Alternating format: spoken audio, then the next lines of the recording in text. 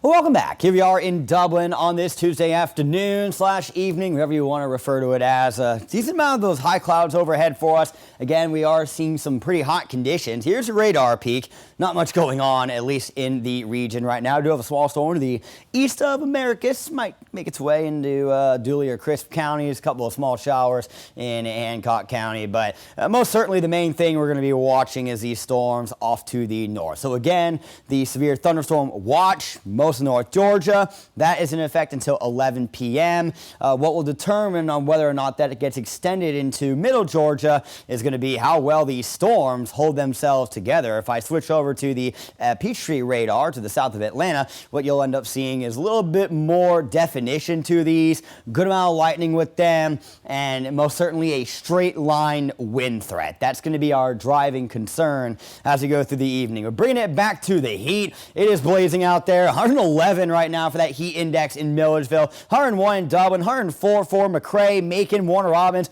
both 102. How about Eastman and Butler? A nice cool 99. The only spots not seeing those heat indexes in the triple digits. We do have a heat advisory as a result in effect for the entirety of the region until 8 p.m. tomorrow evening. Now, here's some of those heat indexes around the country. Little Rock, Arkansas, Wichita, Kansas, New Orleans, all 108. Brownsville down in Texas, 102. Miami at 93. Yeah, that 93 looks pretty nice compared to the triple digits that we are seeing. But then, of course, you see those mountains up in Idaho and Montana, and it's a lot cooler out there. So as for the last 12 hours, there have been a couple of spotty showers or storms, but really nothing significant. I guess we got a third of an inch at some point in Eastman. But other than that, yeah, just keeping it pretty hot as we roll through the most of this evening. Storm chances really not ramping up for us until we almost get towards midnight. But as you can see, the northern counties are under a level 2 threat, and the rest of us are under a level 1 threat. So there is a little bit of a concern there. Again, that severe thunderstorm watch, it's kind of put the whole state in perspective,